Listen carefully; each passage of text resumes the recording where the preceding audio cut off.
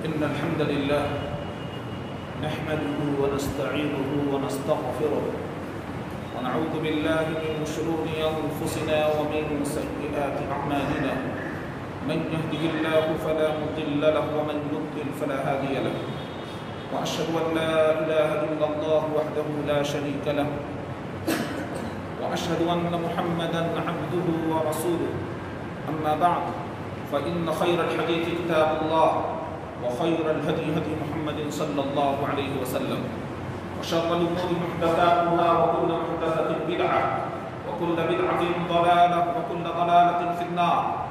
أعوذ بالله السميع العليم من الشيطان الرجيم من همزه ونفخه ونفسه. بسم الله الرحمن الرحيم.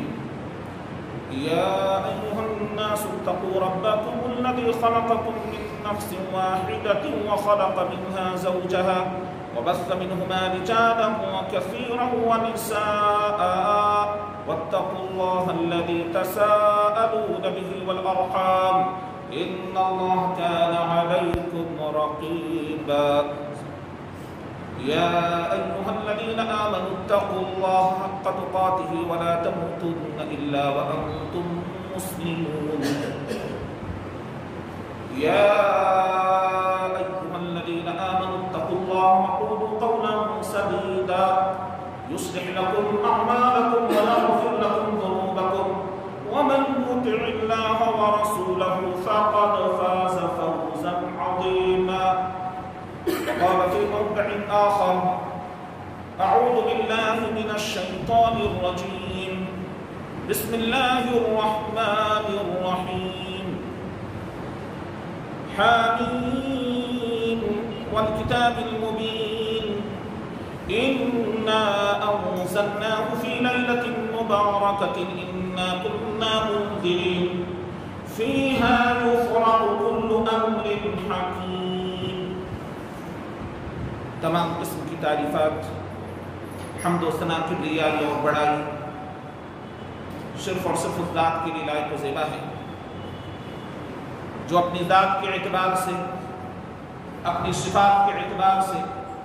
اپنی الوہیت یعنی عبادت کے اعتبار سے یکتا تنہا اور بے نظیر ہے. نہ تو اس کی ذات میں کوئی شریک، نہ اس کی صفات میں کوئی شریک، نہ اس کی الوہیت یعنی عبادت میں کوئی شریک. وہ اول بھی اور اخیر بھی، اپنی قدرتوں سے ظاہر بھی اور نظر نہ آنے کی وجہ سے باطن بھی. وہ حی بھی ہے، قیوم بھی، قادر بھی اور قدیر بھی، رحمان بھی اور رحیم بھی، غفار بھی اور ستار بھی، ذو الجلال والاکرام بھی اور ذو العرش المجید بھی. حمد و ثنا صرف اور صرف اس ذات کے لیے ہے جس نے ہمیں آنکھ، کان، دل اور دماغ عطا فرمایا. حمد و ثنا صرف اور صرف اس ذات کے لیے ہے جس نے ہمیں اسلام جیسے عظیم نعمت سے سرفراز فرمایا اور اس نعمت کو قبول کرنے کی صلاحیت و توفیق بخشی. اتنی حمد و ثنا ہو کہ اللہ سبحانہ وتعالی راضی ہو جائے. اللہم لک الحمد حمدا کثیرا طیبا مبارکا فیہ. اور درود و سلام ہو امام الانبیاء، خطیب الانبیاء محمد عربی صلی اللہ علیہ وسلم پر، جو بشیر بھی اور نذیر بھی، صاحب کوثر بھی اور صاحب مقام محمود بھی. اتنا درود و سلام ہو کہ اللہ سبحانہ وتعالی راضی ہو جائے. اللہم صل علی محمد وعلى آل محمد كما صليت على إبراهيم وعلى آل إبراهيم إنك حميد مجيد. اللهم بارك على محمد وعلى آل محمد كما باركت على إبراهيم وعلى آل إبراهيم إنك حميد مجيد. حضرات گرامی، اس مہینے کی نسبت سے آج کی اس خطبہ جمعہ کے اندر ہمارا موضوع ہوگا ماہ شعبان کی فضیلت اور شب برات کی حقیقت. اس سلسلے میں میں نے ابھی آپ کے سامنے سورہ دخان کی ابتدائی 4 آیتیں تلاوت کی ہیں. حامیم والکتاب المبین إنا أنزلناه في ليلة مباركة إنا كنا منذرين فيها يفرح كل أمر حكيم حامیم والکتاب المبین، قسم ہے کتاب مبین کی یعنی وضاحت کر دینے والی کتاب کی، بلا شبہ ہم نے اس کو ایک مبارک رات میں نازل کیا اور ہم ہی ڈرانے والے ہیں۔ انا کنا منذرین فیہا یفرق کل امر حکیم، اس رات کے اندر یعنی فیہا ای فی لیلہ، اس رات کے اندر لیلہ مبارکہ کے اندر، جس کو دوسری جگہ قرآن مجید کے اندر میں لیلۃ القدر کہا گیا ہے۔ لیلۃ المبارکہ یا لیلۃ القدر یہ دونوں الگ الگ راتیں نہیں ہیں، جیسا کہ بعض متأخرین نے اپنی کتابوں کے اندر میں اس طرح کی چیزیں نقل کر دی ہیں، اور سورۃ دخان کی ابتدائی اس آیت سے یہ مراد لیا ہے کہ اس کا تعلق 15ویں شعبان سے ہے، یعنی 15ویں شعبان کی رات اللہ تبارک و تعالیٰ نے بیک وقت پورا قرآن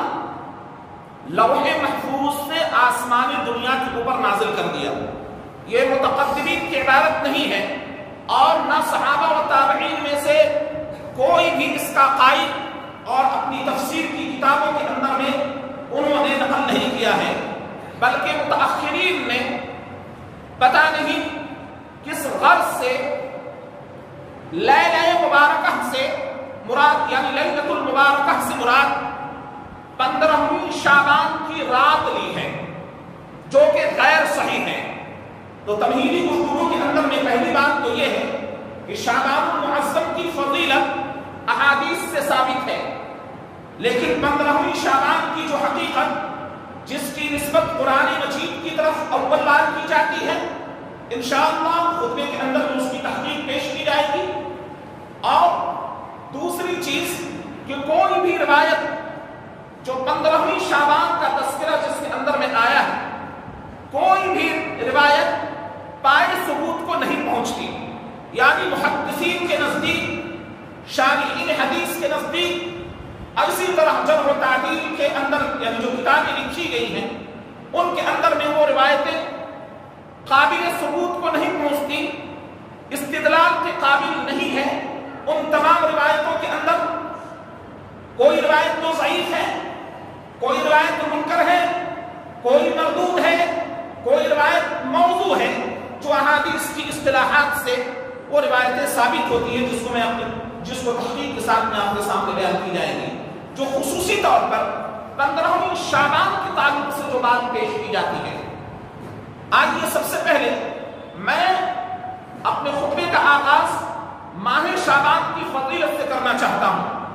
ماہ شعبان کی فضیلت احادیث نبویہ صلی اللہ علیہ وسلم سے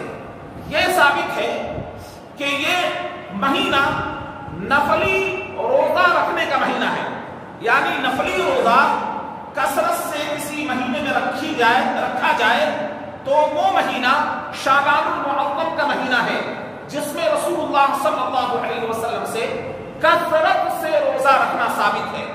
پہلی حدیث بخاری شریف کی جس کی راویہ حضرت عائشہ رضی اللہ تعالی عنہ ہے، وہ روایت کرتی ہیں ان عائشہ رضی اللہ عنہ قالت كان رسول الله صلى الله عليه وسلم يصوم حتى نقول لا يفطر ويفطر حتى نقول لا يصوم وما رأيت النبي صلى الله عليه وسلم استكمل صيام شهر إلا رمضان وما رأيته أكثر صياما منه في شعبان أخرجه البخاري۔ حضرت عائشہ رضی اللہ تعالی عنہ فرماتی ہیں کہ رسول اللہ صلی اللہ علیہ وسلم روزہ رکھتے برابر یعنی لگاتار روزہ رکھتے تھے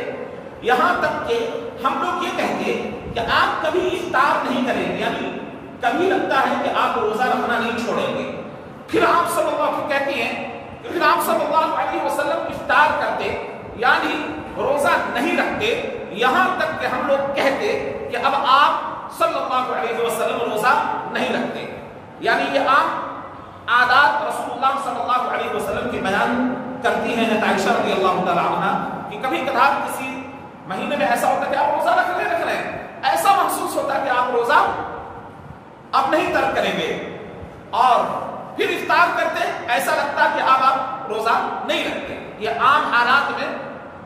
حضرت عائشہ رضی اللہ تعالیٰ عنہ بیان کرتی ہیں، عام عادات کے اندر۔ پھر فرماتی ہیں کہ وما رأيت النبي صلی اللہ علیہ وسلم، اور میں نے رسول اللہ صلی اللہ علیہ وسلم کو نہیں دیکھا کہ آپ صلی اللہ علیہ وسلم پورے مہینے کا روزہ رکھتے ہوں سوائے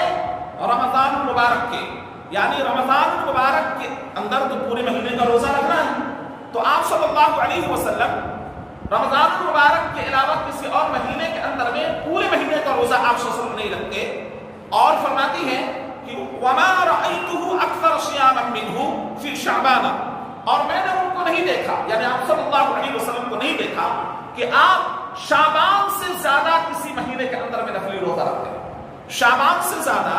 میں نے کسی مہینے کے اندر میں نفلی روزہ رکھتے ہوئے آپ صلی اللہ علیہ وسلم کو نہیں دیکھا۔ یہ ایک روایت ہو گئی جو بخاری کے اندر میں موجود ہے۔ دوسری روایت عن ام سلمۃ رضی اللہ عنہا قالت ما رأيت النبي صلی اللہ علیہ وسلم يصوم شهرين متتابعين الا شعبان ورمضان، اخرجه الترمذی۔ حضرت ام سلمہ رضی اللہ تعالی عنہا بیان کرتی ہے کہ میں نے نبی اکرم صلی اللہ علیہ وسلم کو بے در پہ لگاتار 2 مہینے کا روزہ رکھتے ہوئے نہیں دیکھا الا شعبان اور رمضان کے، یعنی شعبان اور رمضان کے اندر میں اس طرح اللہ کے نبی صلی اللہ علیہ وسلم کا معمول تھا کہ گویا آپ 2 مہینے کا روزہ رکھ رہے ہیں، یعنی اتنی کثرت سے روزہ رکھتے۔ تیسری روایت حضرت عائشہ رضی اللہ تعالی عنہا سے مروی ہے، وہ روایت کرتی ہے کہ ما رأيت النبي صلی اللہ علیہ وسلم فی شہر اکثر صیاما منه فی شعبان کان یصومه الا قلیلا بل کان یصومه کلہ۔ فرماتی ہے عائشہ رضی اللہ تعالی عنہا کہ میں نے آپ صلی اللہ علیہ وسلم کو کثرت سے کسی مہینے کے اندر میں روزہ رکھتے ہوئے نہیں دیکھا، مگر کس مہینے میں؟ شعبان کے مہینے میں۔ کان یصومہ، شعبان کے مہینے سے زیادہ کسی مہینے کے اندر میں روزہ رکھتے ہوئے نہیں دیکھتی۔ وہ آپ صلی اللہ علیہ وسلم شعبان کا روزہ رکھتے اور سوائے چند دنوں کے، یعنی شعبان کے چند دنوں کے پورے، اور پھر فرماتی ہیں کہ بل کان یصومہ کلہ، بلکہ یہ مان لو کہ پورے مہینے کا روزہ نہیں، سوائے چند دنوں کے پورے مہینے کا گویا نبی صلی اللہ علیہ وسلم کو روزہ رکھا کرتے تھے۔ یہ 3 روایتیں ہوتی۔ چوتھی روایت جو اس مہینے کی فضیلت کے تعلق سے خاص ہے، اور 2 صحابہ میں سے راوی ایسے ہیں جو رسول اللہ صلی اللہ علیہ وسلم سے اس مہینے کی فضیلت کے تعلق سے روایت نقل کرتے ہیں۔ راوی حدیث حضرت ابو ہریرہ رضی اللہ تعالیٰ اور دوسرے راوی حضرت اسامہ بن زید رضی اللہ تعالیٰ۔ ایک روایت نسائی کے اندر میں، دوسری روایت بھی احادیث کی کتابوں کے اندر میں السلسلۃ الصحیحہ کے اندر میں بھی یہ روایت موجود ہے، جو حضرت ابو ہریرہ رضی اللہ تعالیٰ عنہ کی طرف اور حضرت اسامہ بن زید رضی اللہ تعالیٰ عنہ کی طرف منسوب ہے۔ روایت کے الفاظ میں تھوڑی چینجنگ ہے، لیکن مفہوم پورے طور پر وہی ہے جو انہوں نے بیان کیا ہے۔ فرماتے ہیں حضرت ابو ہریرہ رضی اللہ تعالیٰ عنہ کہ قلت یا رسول اللہ اراک تصوم فی شہر ما لم اراک تصوم فی شہر مثل ما تصوم فیہ، قال ای شہر؟ قلت شعبان، قال شعبان بین رجب و رمضان یغفر الناس عنہ ترفع فیہ الاعمال العباد فأحب ألا يرفع عملي إلا وأنا صائم، قال أراك تصوم الاثنين والخميس فلا تدعهما، قال إن أعمال العباد، رواه السلسلة الصحيحة، اسناده حسن، یعنی حسن روایت کے درجے کی یہ حدیث ہے جس سے استدلال کرنا درست ہے، یعنی فضائل کے باب میں حسن لذاتہ اور حسن لغیرہ دونوں قسم کے حدیث سے استدلال کیا جا سکتا ہے۔ حضرت ابو ہریرہ رضی اللہ تعالیٰ عنہ اور اسامہ بن زید رضی اللہ تعالیٰ عنہ کی طرف اس کی نسبت ہے، وہ روایت کرتے ہیں، حضرت ابو ہریرہ رضی اللہ تعالیٰ عنہ کہتے ہیں کہ میں نے اللہ کے نبی صلی اللہ علیہ وسلم سے کہا یا رسول اللہ، اے اللہ کے نبی صلی اللہ علیہ وسلم، ایک ایسا مہینہ ہے کہ جس کے اندر میں آپ کو روزہ رکھتے ہوئے اس طرح دیکھتا ہوں کہ اس مہینے کے مثل کسی اور مہینے میں آپ کو اتنی کثرت سے روزہ رکھتے ہوئے نہیں دیکھا۔ وہ اللہ کے نبی صلی اللہ علیہ وسلم نے فرمایا ایو شہر، وہ کون سا مہینہ ہے جس کے اندر مجھے سب سے زیادہ روزہ رکھتے ہوئے دیکھتے ہو؟ تو آپ صلی اللہ علیہ تو فرماتے ہیں حضرت ابو ہریرہ رضی اللہ تعالیٰ عنہ کہ آپ شعبان کے مہینے میں کثرت سے روزہ رکھتے ہیں، یعنی شعبان کے مہینے کے اندر میں آپ کو بہت زیادہ روزہ رکھتے ہوئے دیکھتا ہوں۔ تو اللہ کے نبی صلی اللہ علیہ وسلم نے اس کی جو فضیلت بیان کی ہے وہ بتانا مقصود ہے۔ آپ صلی اللہ علیہ وسلم نے فرمایا کہ سن لو، شعبان وہ مہینہ ہے جو رجب اور رمضان المبارک کے درمیان والا مہینہ، رجب اور رمضان کے بیچ کا جو مہینہ ہے شعبان ہے، لوگ اس مہینے سے غفلت میں ہیں۔ کیا فرمایا کہ لوگ اس مہینے سے غفلت میں ہیں۔ اس مہینے کے اندر بندوں کے اعمال رب العالمین کی طرف پیش کیے جاتے ہیں، ترفع فیہ الاعمال، بندوں کے اعمال پیش کیے جاتے ہیں، اور میں یہ پسند کرتا ہوں کہ میرے اعمال رب العالمین کے نزدیک اس حال میں پیش کیے جائیں کہ میں روزے سے رہوں۔ اور فرمایا راوی حدیث نے کہ اے اللہ کے نبی صلی اللہ علیہ وسلم، اور آپ کو یعنی یوم الاثنین سوموار کے دن اور جمعرات کے دن میں روزہ رکھتے ہوئے آپ کو دیکھتا ہوں اور آپ اس کو کبھی نہیں چھوڑتے۔ فرمایا اللہ کے نبی صلی اللہ علیہ وسلم نے یہ بندوں کے اعمال ہیں کہ بندے ان اوقات میں یعنی ان ایام میں وہ روزہ رکھتے ہیں، بندوں کے اعمال ہیں، اور اللہ رب العالمین کے نزدیک یہ اعمال کیا ہوتے ہیں، پیش کیے جاتے ہیں۔ بہرحال اس مہینے کے اندر میں جو فضیلت ثابت ہوئی کہ یہ مہینہ کثرت سے نفلی روزہ رکھنے کا مہینہ ہے۔ آپ صلی اللہ علیہ وسلم نے اپنی امت کو رمضان المبارک کی تازگی کے لیے ایک روایت کے اندر نصف شعبان سے پہلے تو روزہ رکھنے کی اجازت مرحمت فرمائی، لیکن اس کے بعد آپ صلی اللہ علیہ وسلم نے روک دیا تاکہ رمضان المبارک کے لیے تازہ دم ہو جائے، اور پھر رمضان چونکہ فرض ہے اس کا روزہ، لہذا تازہ دم ہونے کے لیے آپ صلی اللہ علیہ وسلم نے صحابہ کو 15 شعبان کے بعد میں 15 شعبان سے لے کر آخر تک روزہ رکھنے سے منع فرمایا تاکہ رمضان المبارک کے لیے تازہ دم ہو جائے۔ یہ اس مہینے کی خصوصیت اور فضیلت احادیث مبارکہ سے ثابت ہوئی۔ اب آئیے شب برات کی حقیقت۔ شب برات کی حقیقت جو لوگ عمومی طور پر اس کی فضیلت بیان کرنے میں، جو خطبہ مسکونہ کے بعد میں نے سورۃ الدخان کی جو 4 آیتیں آپ کے سامنے پیش کی ہیں اس سے یعنی لیلۃ مبارکہ سے، لیلۃ المبارکہ سے مراد یہ 15ویں شعبان کی رات مراد لیتے ہیں، اور اس کی حقیقت یہ بیان کرتے ہیں کہ ایک تو فضیلت یہ دیتے ہیں کہ اللہ رب العزت نے آسمان دنیا کے اوپر بیک وقت پورا قرآن گویا اس مہینے کی 15ویں تاریخ کی رات میں نازل کر دیا۔ یہ چیز نہ تو رسول اللہ صلی اللہ علیہ وسلم سے ثابت ہے، نہ تو آپ کے اصحاب سے ثابت ہے، نہ تو کبار تابعین سے یہ بات ثابت ہے۔ جو پائے ثبوت کو جو لوگ پہنچنے والے، جو لوگ علم کے اندر میں گہرائی اور گہرائی رکھنے والے، یہ تفسیر صحابہ تابعین وغیرہ سے ثابت نہیں ہے۔ بعد کے لوگوں نے اس رات کی نسبت لیلۃ مبارکہ کو سے مراد 15ویں شعبان کی تاریخ اور اس کی رات کو مراد لیا ہے، اس کی شب کو مراد لیا ہے، اور 15ویں شعبان کے ساتھ میں وہی کچھ معاملہ کرتے ہیں جو معاملہ رمضان المبارک کے آخری عشرے کی تاک راتوں کے اندر میں کیا جاتا ہے، یعنی عبادت کی رات کو مراد لیا جاتا ہے، اور عبادت کے اندر میں پوری رات ذکر و اذکار، تلاوت، تہجد، اسی طرح اس رات کے اندر میں روشنی، چراغاں کرنا، قبرستان کا جانا، اور نہ جانے کیا کیا چیزیں اپنی جانب سے بڑھ لی۔ اس سلسلے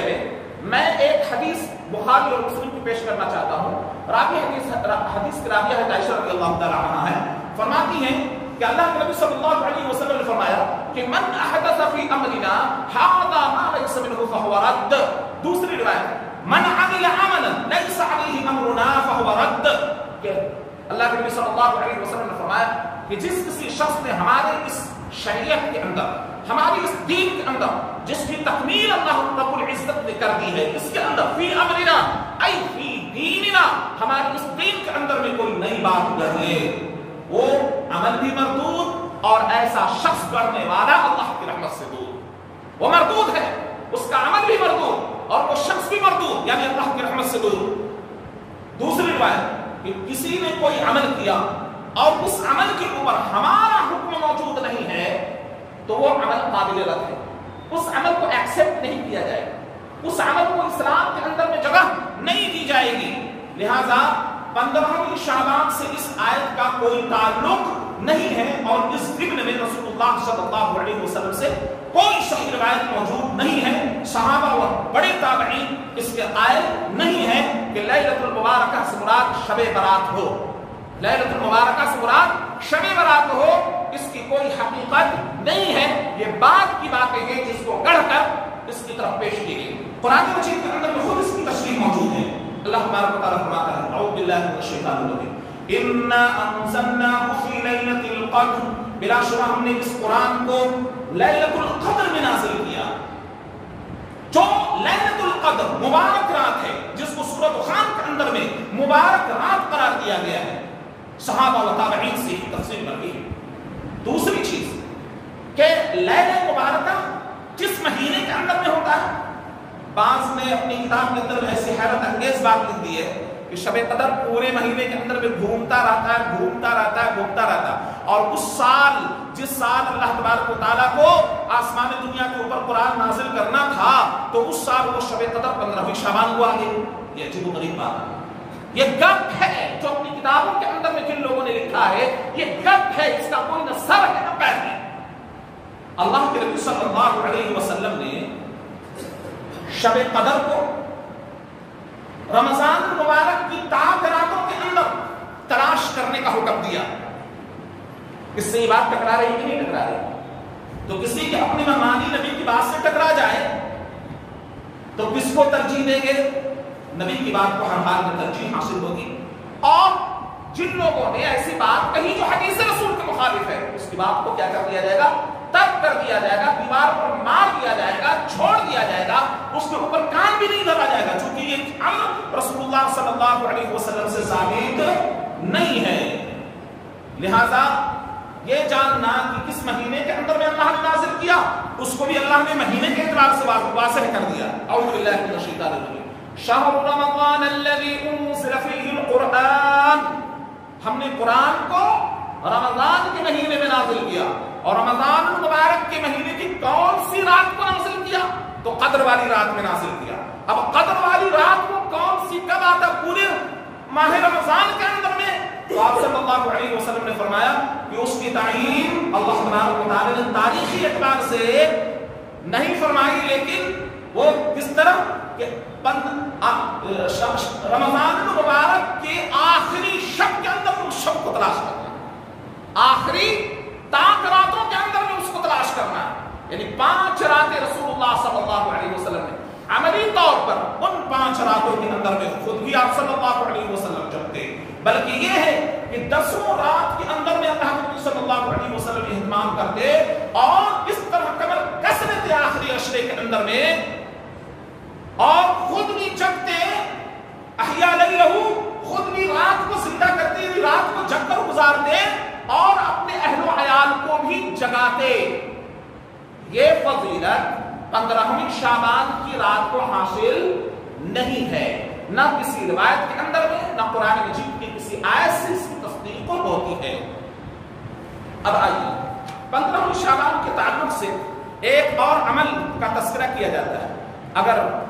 اس رات کے سلسلے میں جو باتیں، جو روایتیں آئی ہیں، وہ ساری ایک ایک کر کے آپ کے سامنے پیش کی جا رہی ہیں۔ پہلی جو روایت اس سلسلے میں پیش کی جاتی ہیں، جس کو صاحب کشاف نے، کشاف تفسیر کی کتاب ہے، صاحب کشاف نے بغیر کسی حوالے کے، بغیر کسی سند کے ایک روایت نقل کیا۔ روایت کا الفاظ اس طور پر ہے، قال رسول اللہ صلی اللہ علیہ وسلم من صلی 100 رکعۃ ارسل اللہ الیہ 100 ملک 30 يبشرون بالجنة و30 يؤمنون له عن عذاب النار و30 يدفعون عنه آفات الدنيا و10 يدفعون عنه مكائد الشيطان كذاك الكشاف۔ فرمایا صاحب کشاف ایک روایت نقل کرتے ہیں نصف شعبان کے تعلق سے، اس روایت کے اندر نصف شعبان کے تعلق سے بات کہی جا رہی ہے کہ نصف شعبان کی شب میں کوئی آدمی 100 رکعت اس طرح پڑھے، 100 رکعت پڑھے، یعنی نفلی نماز کتنی پڑھے؟ 100 رکعتیں پڑھے، اور فرمایا کہ اللہ جب کوئی پڑھ لیتا ہے اللہ تعالیٰ اس کی جانب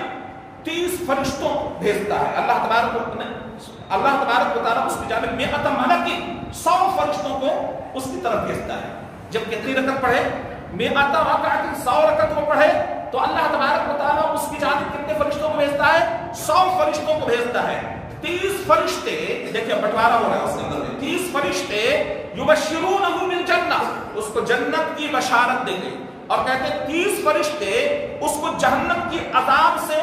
معمون رکھتے ہیں اور 30 فرشتے اس کو آفات دنیا سے بچاتے ہیں اور 10 فرشتے شیطان کے شرور سے اس کی دفاع کرتے ہیں یعنی اس کو بچاتے ہیں. یہ روایت کشاف کے اندر میں موجود ہے. اب اس روایت کے تعلق سے محدثین نے اس کو منگڑت مجموعے کے اندر میں قرار دیا اور کہا کہ اس روایت کا نہ کوئی سر ہے نہ کوئی پیر ہے, اس روایت کی نہ تو کوئی سند ہے, لہٰذا یہ روایت موضوع ہے, من گڑھت ہے. جو حدیث کی کتابوں کے اندر میں اس طرح کی روایتیں محققین کے نزدیک محدثین کے نزدیک پائے ثبوت پر نہیں پہنچتی بلکہ اس کے سر پیر کا کوئی تعلق نہیں ہے. دوسری کہ من صلی دوسری روایت جو ابو ہریرہ رضی اللہ تعالیٰ عنہ تک جس کی نسبت کی گئی ہے وہ روایت دیکھیں کہ من صلی لیلۃ النصف من شعبان 16 رکعة يقرأ في كل ركعة قل هو الله أحد 30 مرة لم يمت حتى يرى مقعده في الجنة ويشفع في 20 أهل بيته كلهم وجبت له النار. أخرجه ابن الجوزي بسنده وقال إنه موضوع وفي سنده مجاهيل. دوسری روایت جو منگڑھت پیش کی جاتی ہے جس کی نسبت حضرت ابو ہریرہ رضی اللہ تعالیٰ عنہ کی طرف کی جاتی ہے. ابو ہریرہ رضی اللہ تعالیٰ عنہ اس روایت سے بالکل پاک ہے لیکن جھوٹی نسبت ابو ہریرہ رضی اللہ تعالیٰ عنہ کی طرف کی جاتی ہے. وہ اس طور پر ہے کہ اللہ نبی صلی اللہ علیہ وسلم نے فرمایا کہ جو کوئی شخص نصف شعبان کی رات 12 رکعت اس طور پر پڑھے کہ ہر رکعت کے اندر میں 30 مرتبہ قل هو اللہ احد پڑھتا ہے وہ نہیں مرے گا یہاں تک کہ دنیا کے اندر میں وہ اپنی سیٹ جنت کے اندر میں دیکھ لے. وہ نہیں مرے گا یہاں تک کہ وہ دنیا ہی کے اندر میں اپنی سیٹ اپنا مقام اپنا مقعد یعنی ٹھہرنے کی جگہ وہ جنت کے اندر میں دیکھ لے, اپنا ٹھکانہ جنت کے اندر میں دیکھ لے اور وہ سفارش کرے گا. وَيَشْفَعُ فِي 10 من اہل بیتی فی 10 من اہل بیتی کہ اپنے اہل بیت میں سے اپنے گھرانے والوں میں سے 10 ایسے آدمیوں کی سفارش کرے گا جس کے اوپر جہنم واجب ہو گئی ہو, جس کے اوپر جہنم کیا ہو گئی ہو, واجب ہو گئی ہو. اب دیکھیے ابن جوزی رحمۃ اللہ علیہ اس روایت کو نقل کرنے کے بعد فرماتے ہیں کہ انہ موضوع یہ من گڑھت بات ہے. وفی سندہ مجاہیل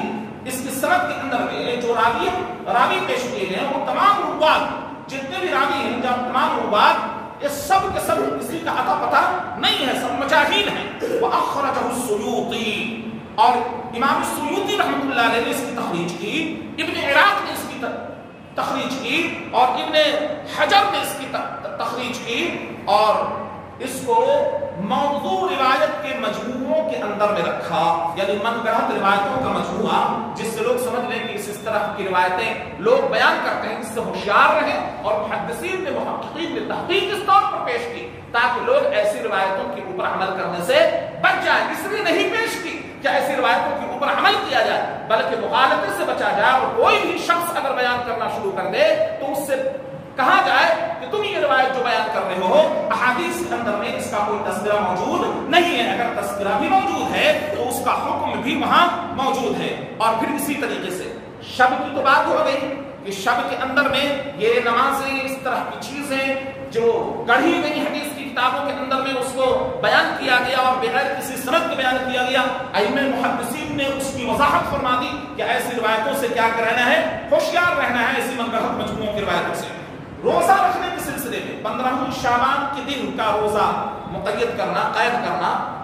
پورے شعبان کے روزہ رکھنے کی توفیق نہیں ہوتی یا شعبان کے چند ایام کے اندر میں روزہ رکھنے کی توفیق نہیں ہوتی یا کثرت سے نفلی روزہ رکھنے کی توفیق نہیں ہوتی. لیکن جب تخصیص کا معاملہ آ جاتا ہے کہ جس دن کو نہ تو رسول اللہ صلی اللہ علیہ وسلم نے خاص کیا، نہ قرآن مجید کے اندر میں اس دن کو خاص کیا گیا کسی عبادت کے لیے، اور ہم اس دن کو کسی عبادت کے لیے خاص قرار دیں۔ روزہ رکھنا بھائی بہت اچھی بات ہے، نماز پڑھنا بہت اچھی بات ہے، لیکن روزہ اور نماز کو کسی دن کی تخصیص کے ساتھ میں فضائل بیان کرتے ہوئے اس کے لیے دلیل صحیحہ کی ضرورت ہے، اور یہاں دلیل صحیحہ موجود نہیں ہے۔ لہذا اگر کوئی تخصیص کرتا ہے تو اس کا یہ عمل بدعی عمل قرار دیا جائے گا اور کہا جائے گا کہ یہ بدعہ ہے، اس سے ترک کرنا لازم ہے۔ فرمایا کہ فَإِنْ أَصْبَحَ فِي ذَلِكَ الْيَوْمِ صَائِمًا وَكَانَ كَصِيَامِهِ 60 سَنَةً مَاضِيَةً و60 سَنَةً مُقْبِلَةً أَخْرَجَهُ ابن الجوزي في الموضوعات۔ تو اگر وہ صبح کرے اس حال میں، یعنی نصف شعبان کے بعد وہ صبح اس حال میں کرتا ہے، اس کی رات کے بعد یعنی نصف شعبان کی رات، اب صبح کے اندر میں وہ روزے کی حالت میں صبح کرتا ہے، تو وہ اس طرح ہے گویا 60 سال پہلے روزہ رکھنے کا، اور 60 سال آنے والے کتنے ہو گئے؟ 120 سال کے روزے کا ثواب اس کو ملا ہے، یعنی 60 سال پہلے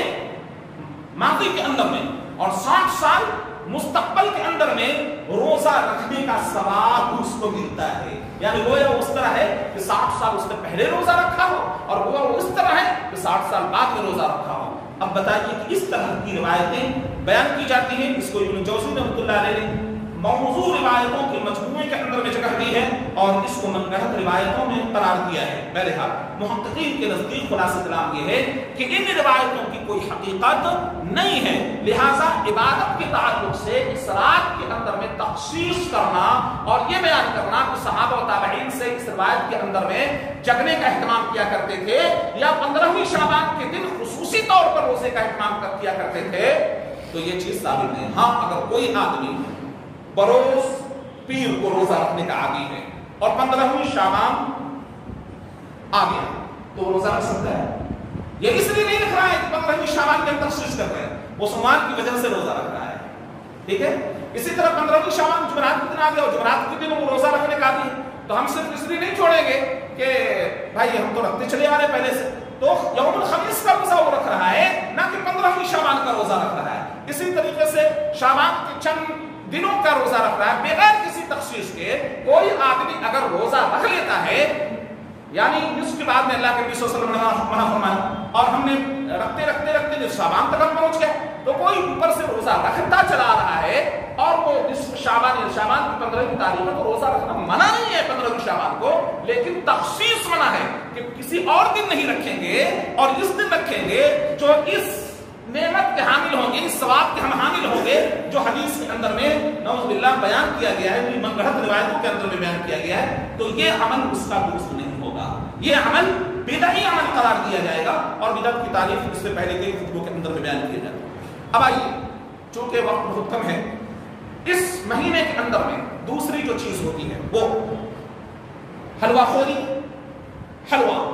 کا بنانا، یعنی تخصیص کے طور پر ایک خاص قسم کا آئٹم، اور کہتے ہیں کہ بھائی رسول اللہ صلی اللہ علیہ وسلم کے دندان مبارک شہید ہو گیا، اب وہ اس کی وجہ سے ہم حلوہ اور قتلی اس دن کھائیں گے، تو دانت کب شہید ہوا ہے، حلوہ کب کھایا جا رہا ہے، ان کو کچھ عطا پتہ نہیں۔ شوال المکرم کے اندر میں نبی اکرم صلی اللہ علیہ وسلم کے دانت مبارک شہید ہوئے، دندان مبارک شہید ہوئے، اور حلوہ کب کھا رہے ہیں ہم، کب کھا رہے ہیں بھائی؟ شعبان کی 15ویں تاریخ کو۔ تو یہ گپ ہے، یہ خرافات ہے، اور بھائی دیکھیے حلوے کے اندر میں یہ آپ نے دیکھا ہوگا قتلی جب جس کو مخصوص آئٹم بنایا جاتا ہے 15ویں شعبان اور وہ قتلی کھاتے ہیں، یہ قتلی دانت والا جو کھائے تو اس کا دانت ٹوٹ جائے، اور یہ کہنا کہ نبی صلی اللہ علیہ وسلم کے دندان مبارک شہید ہو گئے تھے اور آپ کی محبت میں یہ عمل کر رہے ہیں، آپ کی محبت میں ہم یہ عمل کر رہے ہیں، یہ درست نہیں ہے۔ لہٰذا اس کے سلسلے میں خاص قسم کا گمراہی قسم کا عقیدہ رکھا جاتا ہے کہ حلوہ اور قتلی یا اسی طریقے سے نظر و نیاز کر کے رکھتے ہیں اور اپنے آنگن میں اس کو رکھ دیا جاتا ہے، اور یہ عقیدہ رکھا جاتا ہے اس رات کے تعلق سے کہ روحیں گھروں کے اندر میں آتی ہیں، یہ منگڑت ہے، یاد رکھیں، نہ اس حدیث سے کوئی تعلق نہیں، روحیں کیا آتی ہیں، گھر کے اندر میں آتی ہیں، اور جو حلوہ رکھا ہوتا ہے اس میں سے وہ کچھ تناول فرماتی ہیں، کھاتی ہیں، نعوذ باللہ، اس طرح سے عقیدہ رکھا جاتا ہے۔ یاد رکھیں روحوں کے آنے ना आने के ताल्लुक से कुरान मजीद क्या फरमाता है? औज़ु बिल्लाहि मिनश शैतानिर रजीम, व मिन वराइहिम बरज़खुन इला यौमि युबअसून। जब फरिश्ते रूह कब्ज़ करने के लिए आते हैं ना किसी इंसान के पास में, भाई हर इंसान को कामिल अमल के एतबार से होता नहीं, तो इंसान उस वक्त चिल्लाता है और कहता है कि लअल्ली अअमलु सालिहा, छोड़ दो ताकि मैं कुछ और नेक अमल कर सकूं। देख लिया मैंने, यकीन हो चुका है, छोड़ दो, मैं नेक अमल करूं। लअल्ली अअमलु सालिहा कहा जाता है हरगिज़ नहीं, तुझे छोड़ा नहीं जाएगा, हरगिज़ नहीं। और फरमाया कि तुझे छोड़ा नहीं जाएगा, बल्कि ये उनका उसका कौल होगा जो कहेगा, उसके बाद के ऊपर अमल नहीं की जाएगी, छोड़ा नहीं जाएगा। और फिर आगे अकीदा बयान किया जा रहा है, व मिन वराइहिम बरज़खुन इला यौमि युबअसून, क़यामत तक